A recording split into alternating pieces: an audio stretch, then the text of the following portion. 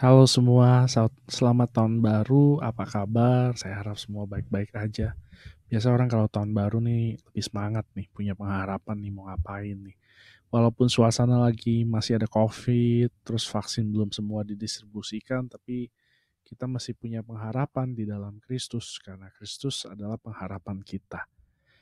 Nah, di tahun baru ini saya mau lanjutin saya punya sharing bagi, pendengar di rumah sama yang lagi nonton YouTube saya udah tahu lah saya siapa ya, saya Chang Lause.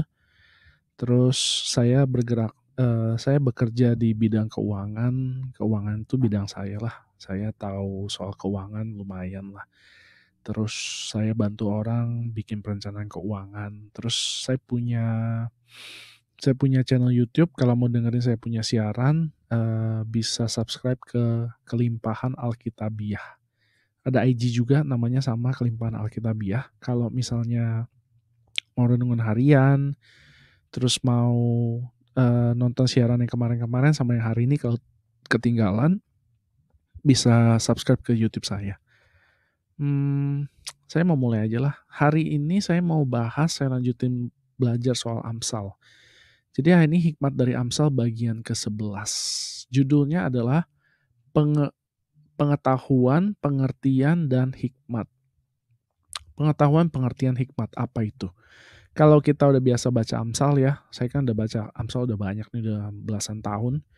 Kita bakal dapet ini tema sentral dari kitab Amsal. Pengetahuan, pengertian, dan hikmat. Nah, apa sih pengetahuan itu? Pengetahuan itu tuh informasi. Seberapa banyak informasi yang kita tahu itu namanya pengetahuan tuh. Orang itu kadang suka ngeremehin pengetahuan. Orang suka pikir, pengetahuan gak terlalu penting lah. Sebetulnya pengetahuan itu penting sekali. Semua penting lah, pengetahuan, pengertian, dan hikmat semua penting. Dan semua punya fungsi yang berbeda. Pengetahuan ini penting banget. Banyak orang itu nggak tahu. Nggak tahu nggak masalah. Udah nggak tahu, nggak mau cari tahu. Lebih parah lagi, udah nggak tahu kalau dia nggak tahu. Itu lebih parah lagi. Ada yang namanya orang bebal. Bebal tuh apa sih? Bodoh tuh gini, bodoh itu kita nggak tahu, udah selesai. Bebal itu udah nggak tahu, nggak mau tahu, itu namanya bebal. Dikasih tahu nggak mau tahu, bebal itu namanya. Nah, orang-orang semacam ini nggak bisa sukses. Jadi ini kan temanya kan soal keuangan nih. Jadi saya mau supaya kita semua nih sama-sama belajar keuangan supaya bisa sukses nih. Jadi apa hubungannya antara pengetahuan, pengertian, dan hikmat dengan kesuksesan kita? Nanti akan dijelaskan. Balik lagi ke soal pengetahuan. Orang tuh banyak yang ngeremehin pengetahuan. Banyak orang itu nggak mau belajar hal-hal baru, nggak mau belajar macem-macem, nggak mau tanda kutip maju lah. Banyak orang tuh puas dengan apa yang sudah ada. Oh, kalau misalnya saya kerja, ya udah gini-gini aja gitu. Ya biasa aja lah namanya jalanin hidup. Kalau saya kerja jadi apalah misalnya teller di bank atau jadi sales atau apa. Selama ini kayak begini caranya. Ya udah inilah yang akan saya kerjakan terus-menerus. Tapi namanya dunia ini sangat dinamis. Dunia itu berubah terus. Dunia itu berubah terus. Dunia itu nggak ada stop. Dulu waktu zaman belum ada internet, internet mungkin di Indonesia mulai rame itu tahun 95, 96 ke atas kali ya. Itu waktu zamannya search engine-nya pakai Alta Vista. Sekarang kan udah gak kedengeran lagi tuh. Sekarang Google, semua Google. Nah, sebelum zaman internet, dunia memang rada slow, rada lambat dia punya perubahan. Tahun 1800 mulai yang namanya revolusi industri. Revolusi industri itu bikin dunia jadi cepet nih. Sebelum tahun 1800 tuh dunia tuh lambat sekali. Terus begitu ada revolusi industri, habis itu dibarengi dengan penemuan lampu, wah itu wajah dunia berubah sekali. Nah, udah gitu sekarang nih udah era internet nih bikin dunia nih cepet banget berubah. Dulu butuh waktu ratusan tahun, sekarang cuma butuh waktu tahunan udah langsung berubah. Teknologi yang lain juga sama, kalau kayak bangunan lah contoh lah. Dulu nih kalau membangun rumah butuh waktu tahunan. Sekarang mau bangun rumah 2 minggu juga bisa. Percaya nggak percaya, nggak pakai tembok. Ada tembok kita bisa beli udah jadi, dindingnya tuh udah jadi tinggal pasang. Kalau di luar negeri ya kayak di Singapura gitu atau di Singapura, itu orang kalau bikin gedung apartemen tuh udah nggak kayak di Indonesia orang bangun satu-satu naik ke atas, enggak. Jadi mereka tuh kayak Lego nih, pasang aja nih, angkat pakai mesin, dipasang, cetek cetek cetek cetek, satu unit satu unit satu satu unit, kayak begitu tuh. Nah, Indonesia baru mulai ke arah sana nih, baru mulai. Kalau misalnya ada yang tahu ya, caranya pemerintah bikin tol, itu mereka bikin yang namanya precast. Precast itu tuh jadi bikin dulu betonnya, bikin dulu jalannya, bikin di pabriknya, terus udah gitu dibawa pakai mobil, sampai ke sana dipasang. Kalau misalnya mau kerjain satu-satu di tempat itu, jadinya lama. Karena kita nggak bisa main bikin aja kan, kalau jalannya belum ada nih kan jalan panjang nih, jalan panjang. Kita mesti bikinnya bertahap-bertahap.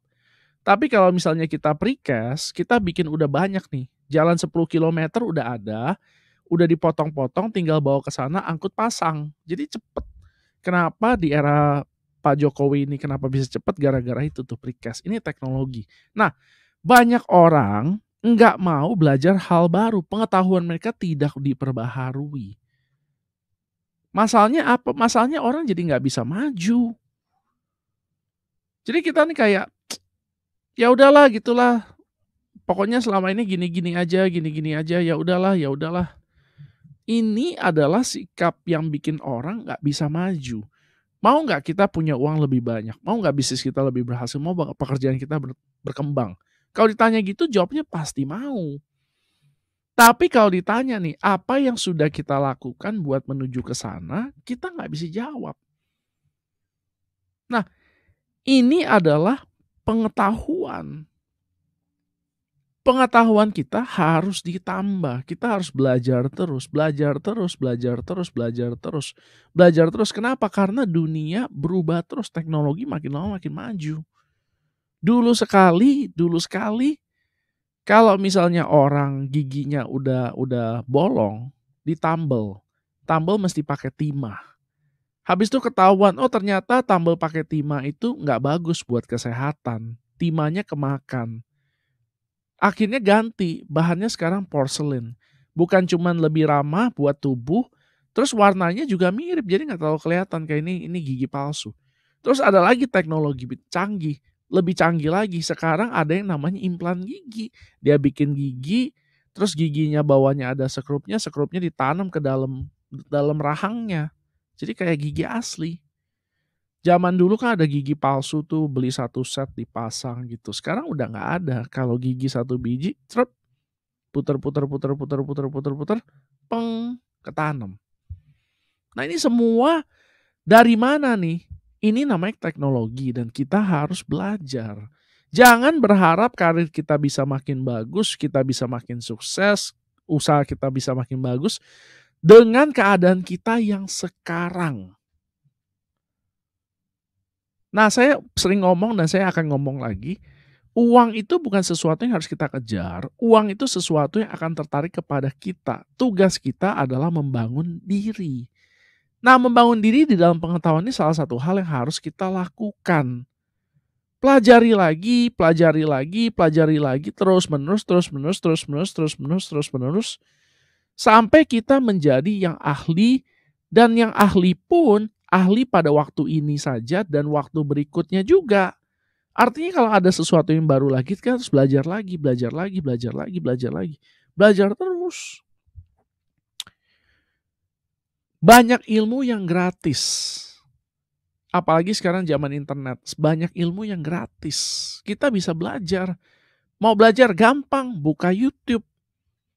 Ngatur keuangan gampang, buka YouTube, buka channel saya. Gampang. Belajar apa lagi? Belajar macam-macam. Bagaimana caranya supaya kita bisa investasi, gimana caranya supaya kita bisa hitung, gimana caranya supaya kita bisa punya peningkatan karir dan sebagainya. Belajar.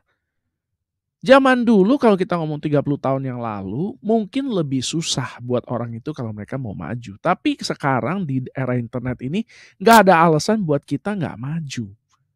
Pertanyaannya seberapa mau kita belajar, seberapa haus kita belajar. Nah, belajar itu ada caranya. Bagaimana cara yang benar? Amsal 1 ayat 7 berkata, takut akan Tuhan adalah permulaan dari pengetahuan. Takut akan Tuhan adalah permulaan dari pengetahuan. Jadi ketika kita sudah memiliki takut akan Tuhan di dalam hati kita akan membatasi pengetahuan kita untuk hal-hal yang memang baik saja. Bukan hal-hal yang buat mencelakakan orang, bukan hal-hal yang nggak berkenan buat Tuhan, tapi kita membatasi diri kita dengan pengetahuan, dengan takut akan Allah itu, sehingga pengetahuan yang kita punya dan kita perlu praktekkan adalah hal-hal yang bersifat ilahi. Jadi bukan asal aja gitu. Jadi kita nggak belajar hal-hal yang buruk lah, yang bisa mencelakakan orang lah.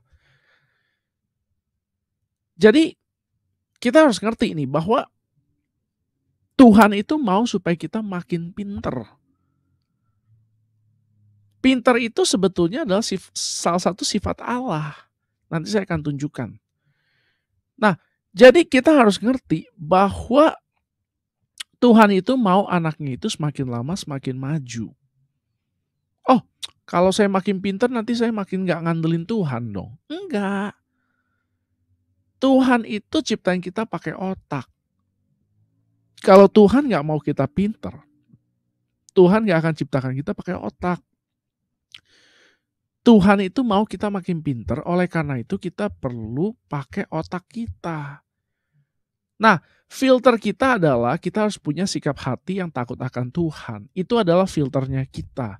Untuk membatasi apa yang kita perlu pelajari dan kita tidak perlu pelajari, kita mempraktekkan apa yang kita perlu dan tidak perlu. Itu filter kita tuh, takut akan Tuhan. Ketika kita takut akan Tuhan, kita akan menjadi orang yang bijaksana.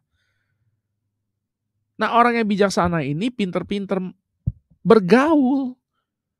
Orang-orang yang membawa pengaruh buruk kepada kita, jangan ditemenin.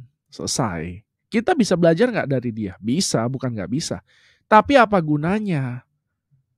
Lebih baik kita punya sikap hati yang benar, takut akan Tuhan. Habis itu kita mulai belajar dengan koridor itu. Itu bakal bikin kita jadi orang yang maju. Sekali lagi nih saya ngomong nih. Kita ini pengen supaya hidup kita maju. Pekerjaan lebih bagus, bisnis lebih bagus, dan sebagainya. Tapi kita mesti mau belajar. Mau belajar itu sudah vital buat orang yang mau maju. Gak ada cara lain. Nah, mari kita lihat ada satu ayat Amsal 2 ayat 6. Amsal 2 ayat 6.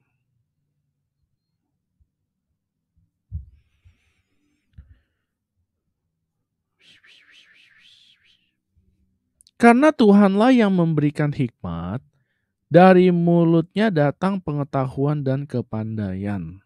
Jadi 3 hal ini, hikmat, pengetahuan, kepandaian atau pengertian ya. Ini satu kata punya 2 arti. Ini sebetulnya semuanya ini semuanya idenya Tuhan. Ini adalah sifatnya Tuhan. Jadi pengetahuan itu buat Tuhan tuh sesuatu yang sangat penting. Kalau misalnya buat Tuhan gak penting, Tuhan gak akan ngomong dari mulutnya itu keluar pengetahuan. Nah, ketika kita punya takut akan Tuhan, kita akan belajar pengetahuan. Pengetahuan itu yang benar, yang ilahi, yang sesuai sama sifatnya Tuhan. Nah, itu yang model yang kita perlu pelajarin. Tapi koridornya jelas bahwa kita ini takut akan Tuhan. Ketika kita takut akan Tuhan punya mulut akan memberikan pengetahuan kepada kita. Nah, ada orang-orang bilang begini nih, oke kita nggak usah sekolah tinggi-tinggi lah, yang penting kita banyak baca firman. Itu benar nggak? Ini tergantung lagi. Begini, Tuhan itu ngajarin kita, tetapi bukan berarti nggak ada hal yang kita nggak bisa pelajari di dunia. Apakah kita nggak usah kuliah? Apa kita nggak usah pergi SMA? Apakah kita nggak usah SD? Tuhan bisa nggak sih ajarin kita kali-kalian? Ada yang perlu Tuhan kasih kepada kita dan ada hal yang kita perlu pelajari di dunia ini. Sekali lagi, ada hal yang Tuhan perlu ajari kita dan ada hal yang kita perlu pelajari di dunia ini. Cara kerja Tuhan dan cara kerja dunia itu beda. Nah, kalau kita mau bertahan hidup di dalam dunia ini, kita perlu tahu. Jadi, oleh karena itu kita perlu pergi ke sekolah. Tetapi waktu kita pergi sekolah, ada hal-hal yang perlu kita pelajarin dan ada yang nggak perlu. Contoh, soal evolusi. Evolusi itu kan nggak sesuai dengan firman Tuhan. Jadi kita nggak usah pelajari. Evolusi dari kera jadi akhirnya jadi manusia. Nah, ini sesuatu yang nggak bertentangan dengan firman. Jadi kita nggak usah pelajarin. Tetapi hal-hal lain yang penting, yang memang benar, itu kita perlu pelajari. Buat apa? Supaya kita bisa lihat ternyata pengetahuan itu mensupport firman. Pengetahuan itu mensupport firman. Artinya firman udah benar duluan dan pengetahuan taunya belakangan. Ternyata, oh bumi itu bulat. Ternyata dunia itu ada macam-macam musim. Ternyata matahari, bumi itu mengelilingi matahari. Nah, ini semua kita dapatnya dari pengetahuan. Ini semua kita dapatnya dari Alkitab dan dikonfirmasi oleh ilmu pengetahuan. Atau matematika, atau apapun. Ini semua firman Tuhan yang dikonfirmasi dengan ilmu pengetahuan. Jadi pengetahuan itu adalah sesuatu yang sangat penting. Nah, apa yang harus kita lakukan itu adalah kita harus memiliki keinginan yang kuat untuk belajar. Karena berapa banyak kita belajar, sebanyak itulah kita akan maju. Seberapa banyak kita mau belajar, sebanyak itulah kita akan maju. Keberhasilan kita ditentukan oleh belajar kita. Kalau kita mau belajar, kita bisa maju. Kalau kita nggak mau, kita akan tertinggal.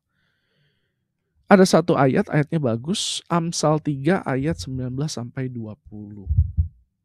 Amsal 3 ayat 19 sampai 20. Bukan yang ini. Amsal 18 ayat 19. Amsal 18 ayat 9. Amsal 18 ayat 9. Orang yang bermalas-malas dalam pekerjaannya sudah menjadi saudara dari si perusak. Sekali lagi, orang yang bermalas-malas dalam pekerjaannya sudah menjadi saudara dari si perusak. Jadi orang malas itu sama aja sama orang yang ngerusak. Orang malas sama aja dengan orang yang ngerusak. Waktu kita nggak maju, kita sedang mundur. Kita nih sebenarnya lagi berdiri di eskalator turun. Kalau kita nggak jalan, kita itu lagi turun. Kita lagi ngerusak. Kalau kita cuma jalan doang, kita cuma jalan di tempat. Jadi kita harus lari supaya kita bisa nyampe ke atas. Nah, jadi dalam apa yang sekarang kita lagi lakukan nih, mau kita kerja kah, mau kita bisnis kah, yang harus kita lakukan adalah kita harus belajar lebih banyak lagi, belajar lebih banyak lagi, belajar lebih banyak lagi, belajar lebih banyak lagi. Itu harus kita lakukan kalau kita mau maju. Sampai sini dulu, kita break dulu. Kalau ada yang mau kasih pertanyaan, mau komen, silakan WhatsApp ke 0855 885 1006. Sekali lagi, 0855 885 1006. Kalau ada yang mau komen di YouTube, oke, kita balik lagi. Nah, bagian kedua itu namanya pengertian. Tadi kan pengetahuan, sekarang pengertian. Pengertian itu apa sih? Pengertian itu adalah kenapa. Pengetahuan itu apa? Pengetahuan itu apa? Pengertian itu kenapa? Jadi, kita nih kalau kerja, jangan cuman bisa kerjain apa yang kita kerjain. Kita harus ngerti kenapanya. Kenapa saya harus kerjain ini? Kenapa saya harus lakukan ini dan itu? kenapa cara kerjanya kayak begini. Nah, pengertian ini akan bekerja sama dengan yang namanya hikmat. Pengertian dan hikmat ini akan bekerja sama untuk menghasilkan yang namanya kepandaian. Jadi pengertian itu artinya itu ada satu pengertian, satu lagi namanya kepandaian. Ini kata yang sama, artinya dua ini. Jadi kalau kita udah lulus, kita jadi orang yang pandai. Sekali lagi, kalau kita udah lulus, kita jadi orang yang pandai. Sebelum kita pandai, kita perlu tahu apanya, kita perlu tahu mengapanya, dan hikmat itu bagaimananya. Sekali lagi nih, pengetahuan itu apa, pengertian itu mengapa, hikmat itu bagaimana. Kalau ini 3 udah dapet nih, kita akan nyampe ke level namanya kepandaian. Nah, kepandaian itu yang kita cari. Untuk kita bisa nyampe ke kepandaian itu, kita mesti tahu dulu pengetahuannya, mesti tahu dulu pengertiannya atau bagaimananya, atau mengapanya, dan hikmat itu bagaimananya. Jadi kita harus ngerti nih. Oke, sekarang kita kerja. Kita kerja misalnya kita jadi apalah, jadi sales, contoh. Kita lakukan cara A. Oke, cara A kesuksesannya 10%. Terus kita pikir dong, saya harus sukses nggak ya? Oh, saya harus sukses. Kenapa? Kalau misalnya perusahaan tutup, saya nggak bisa kerja di sini lagi. Gimana nanti saya bisa makan? Gimana bisa dapat gaji? Gimana caranya supaya saya bisa dapat duit lebih banyak? Oke, saya ngerti. Saya harus menghasilkan uang lebih banyak lagi. Bagaimana caranya? Nah, di sini hikmat masuk. Oke, lakukanlah cara begini. Cara begini. Trit, dari 10% kesuksesannya naik jadi 30% bulan depannya. Lalu terapkan lagi hikmat nih, naik lagi sampai 100%. Habis itu apa? Cari lagi cara-cara baru supaya naik lagi sampai 200%, sampai 300%, 400%. Ini adalah pengertian bekerja sama dengan hikmat. Apa sih pengertian itu? Pengertian itu tuh kita ngerti segala sesuatunya.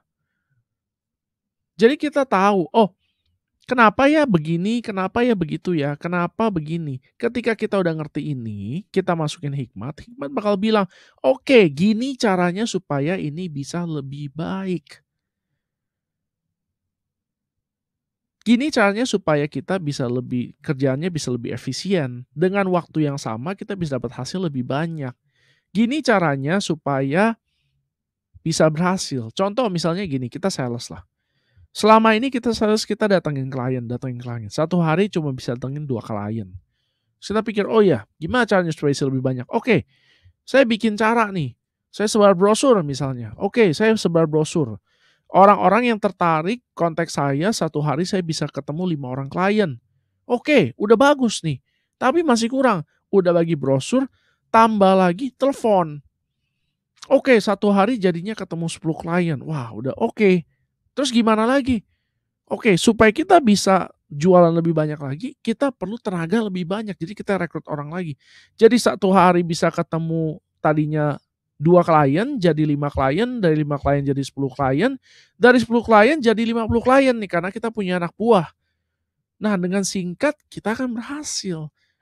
Nah, ini adalah pengetahuan, hikmat, dan pengertian bekerja sama. Untuk apa? Untuk menjadikan orang itu pandai. Pandai itu ada sesuatu yang kita mau kejar.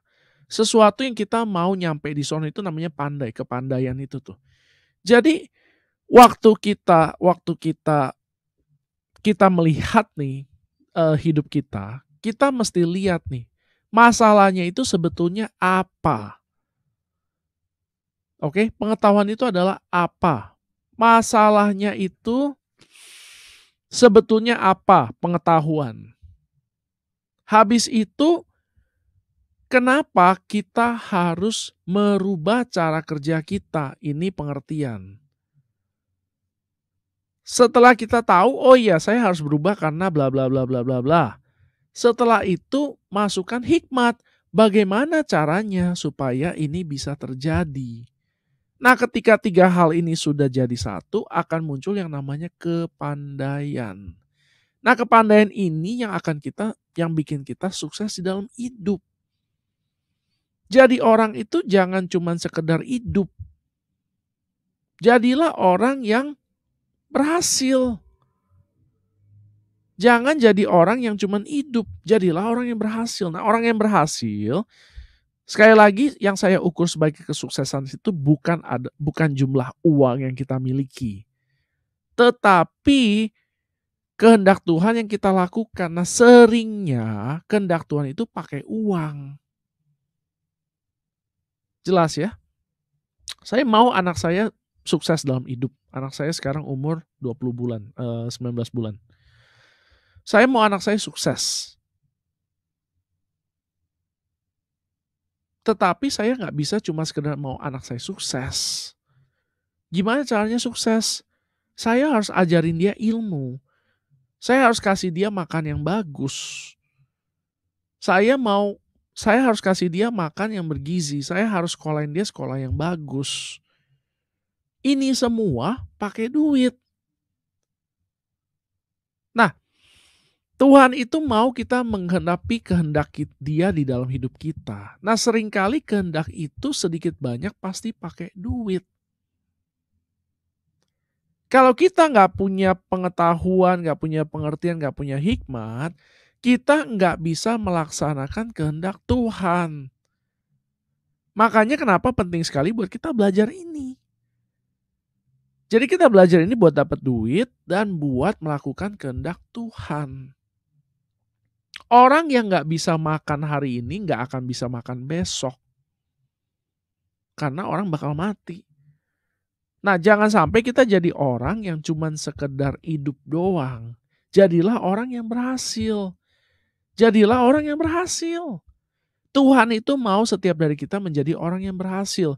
Bukan cuman Tuhan mau, Tuhan sudah menetapkan. Kita adalah orang-orang yang ditakdirkan untuk berhasil. Nah, oleh karena itu kita harus ngerti caranya Tuhan. Apa caranya Tuhan? Ya ini, pengetahuan, pengertian, dan hikmat. Ada dua macam hikmat di dalam hidup ini. Satu namanya hikmat duniawi, satu namanya hikmat ilahi. Hikmat duniawi adalah berhasil dengan cara-cara duniawi. Hikmat ilahi adalah berhasil dengan cara-cara Tuhan. Cara-cara duniawi bagaimana? Contoh, mau dapat tender, sogok. Kasih duit. Apalagi? Contoh yang lain. Ya kalau misalnya kita bisa gelapin pajak, kurangin pajak, apa segala macam, untung berapa, ngakunya berapa, segala macam. Ini bisa bikin kita mungkin lebih cepat kaya. Tapi ini adalah hikmat duniawi. Jangan dipakai. Hikmat ilahi berkata, kita ini jadi orang benar. Ketika kita jadi orang benar, berkat akan mengejar-ngejar kita. Ini adalah caranya Tuhan. Nah, kita harus ngerti, ini tiga hal ini bekerja sama untuk mendatangkan kebaikan bagi kita. Ini semua nih rencananya Tuhan. Kita lihat di ini nih, Amsal 3 ayat 19 sampai 20. Amsal 3 ayat 19 sampai 20. Dengan hikmat Tuhan telah meletakkan dasar bumi, dengan pengertian ditetapkannya langit. Dengan pengetahuannya air samudra raya berpencaran dan awan menitikkan embun. Ada tiga hal nih kita lihatnya. Hikmat, pengertian, dan pengetahuan. Allah sendiri menggunakan tiga hal ini untuk menciptakan alam semesta. Siapa kita untuk gak pakai ini nih? Dan Tuhan sudah kasih. Berita bagusnya adalah Tuhan sudah kasih. Hikmat itu adalah sesuatu yang Tuhan sudah kasih buat kita. Mari kita lihat ada satu ayat bagus sekali. Di Yesaya 11 ayat 2. Yesaya 11 ayat 2.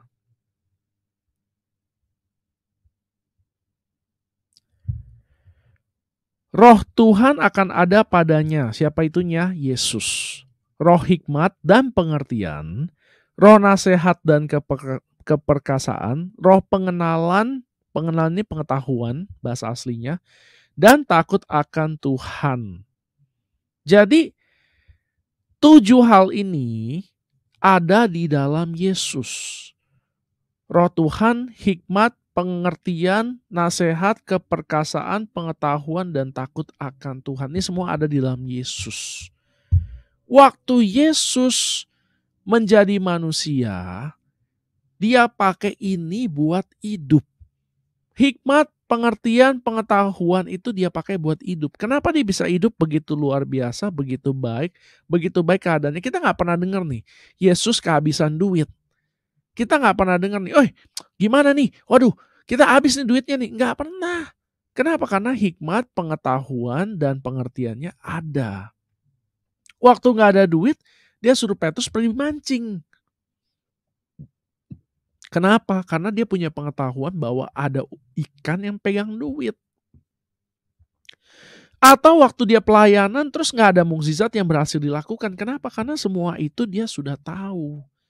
Dia udah tahu bagaimana caranya, dia udah tahu dia harus ngapain. Itulah kenapa pelayanan Yesus begitu sukses. Nah, kesuksesan itu bukan sesuatu yang cuma miliknya Tuhan doang. Tuhan mau berbagi kesuksesan sama kita. Kita ini adalah orang yang bersama-sama dengan Allah menjadi ahli warisnya Yesus. Allah, kita ini adalah ahli waris Allah bersama-sama dengan Yesus. Artinya apa yang Allah miliki, kita juga miliki. Allah punya hikmat, punya pengertian, punya pengetahuan, kita juga punya. Kita juga punya. Jadi kita adalah orang-orang yang sudah pandai. Nah, kita cuma perlu belajar bagaimana cara mengeluarkan ini. Jadi saya ngomong di sini nih, saya bukan lagi ngomong nih, oh kita nih harus begini, harus begini, harus begini, harus begini. Seolah-olah saya cuma kasih tahu nih ada masalah, tapi saya nggak kasih tahu solusi. Ini solusinya. Di dalam Kristus kita sudah punya semuanya ini. Kok bisa? Kita harus ngerti. Kita ini adalah orang Kristen. Orang Kristen artinya kita di dalam Yesus, Yesus di dalam kita. Nah, Yesus di dalam kita itu termasuk dengan hikmatnya, termasuk dengan pengertiannya, termasuk dengan pengetahuannya. Artinya kita adalah orang-orang yang sudah pandai. Tetapi kita perlu belajar bagaimana caranya untuk mengeluarkan kepandaian ini. Bagaimana caranya kita bisa mengeluarkan kepandaian ini? Begini caranya. Mari kita buka satu ayat di Yohanes 15 ayat 5. Yohanes 15 ayat 5.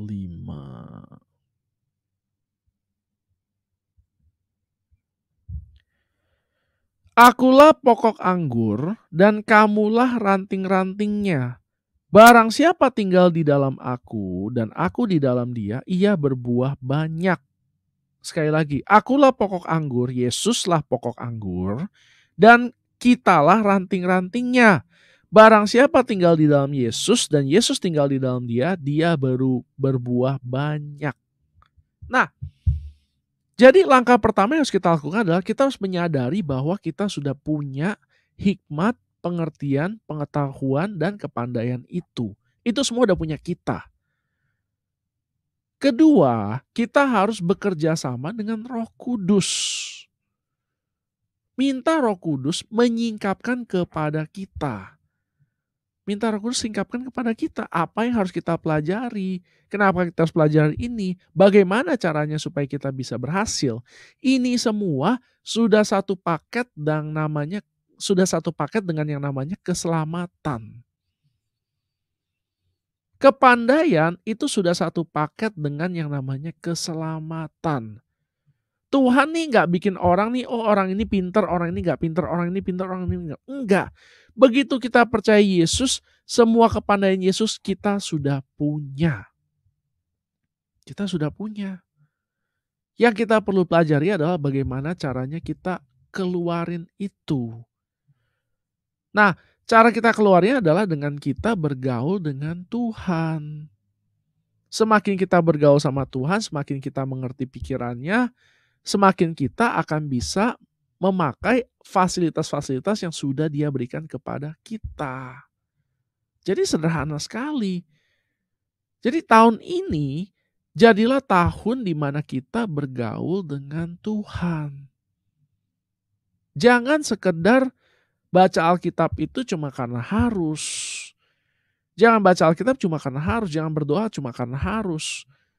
Berdoalah, baca Alkitablah karena kita mau bergaul dengan Allah.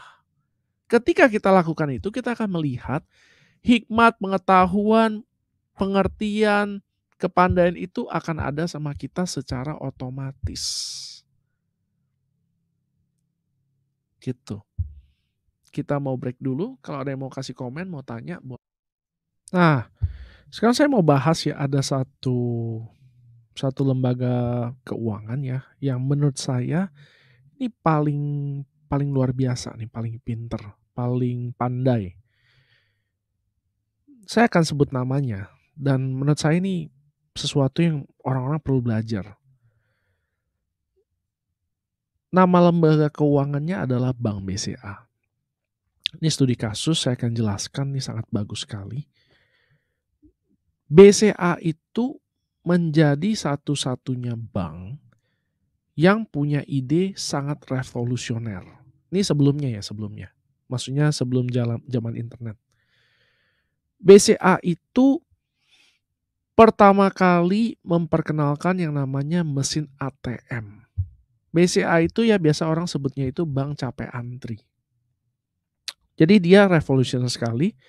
Dia perkenalkan namanya mesin ATM. Dulu waktu zamannya orang mesti tarik duit di bank, dia bikin mesin ATM di mana-mana sehingga orang itu cuma perlu ke ATM buat ngambil duit. Otomatis orang merasa gampang, jadi dia cari nasabah banyak.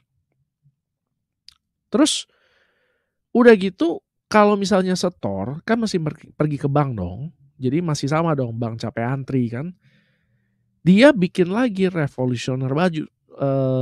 revolusioner juga, yaitu ATM yang bisa tarik dan bisa setor.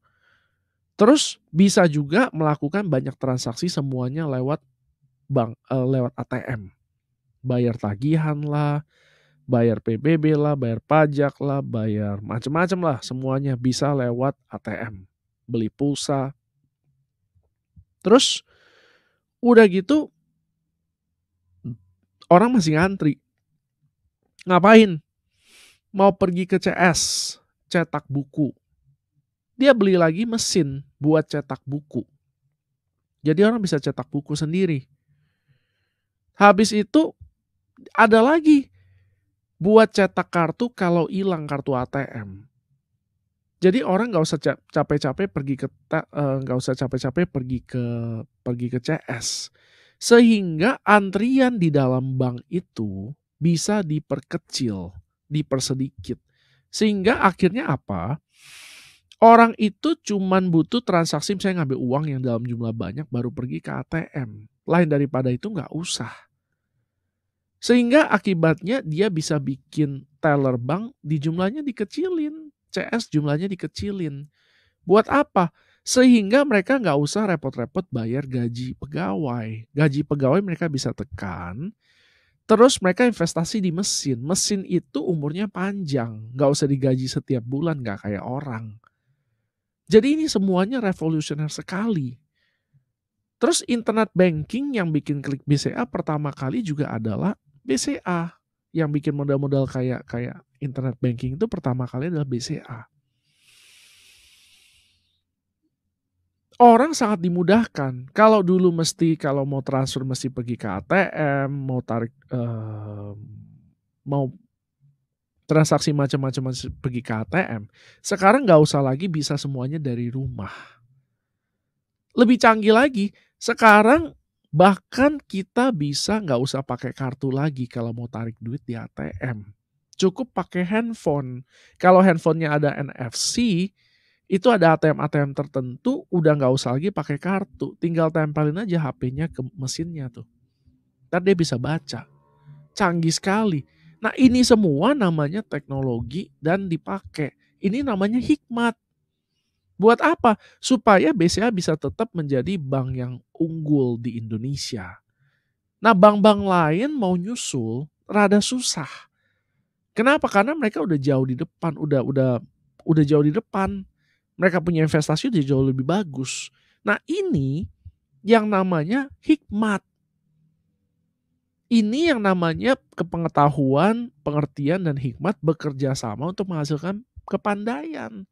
Orang yang pegang bank BCA ini adalah orang yang sangat pintar. Sangat pintar. Jadi kita ini adalah orang Kristen dan kita perlu jadi orang-orang kayak begini. Tuhan itu mau supaya kita nih jadi solusi buat dunia. Orang Kristen adalah solusi buat dunia. Bukan cuman sekedar kita mampir, eh, kita nggak ngapa-ngapain terus kita pulang lagi ke Bapa di surga, tapi kita adalah orang-orang yang membawa perubahan yang baik ke dalam dunia. Ini adalah misi kita. Jadi sadarilah bahwa kita ini orang Kristen diciptakan untuk berhasil, supaya kita bisa membawa dampak yang baik kepada dunia. Jangan jadi orang yang malah merusak dunia. Kita ini orang Kristen. Tuhan ada di dalam kita. Kalau bukan lewat kita orang kenal Tuhan, mau lewat mana lagi? Gitu. Nah, untuk kita bisa berhasil, pakailah kita punya pengertian, pengetahuan, dan hikmat itu dengan benar sesuai dengan firman sehingga kita berhasil dan kita akan menjadi agen perubahan. Itu aja dari saya, semoga diberkati.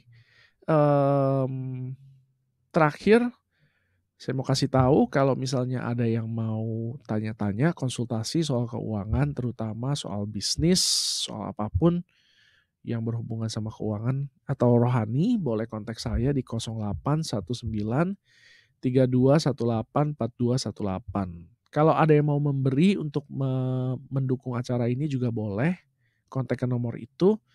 Terus saya bikin buku rohaninya tipis sekali, tapi saya nggak cetak, saya cuman kasih lewat WA. Jadi kalau misalnya ada yang mau bukunya, saya bisa WA, tinggal WA aja ke saya nanti saya kirimin pakai WA.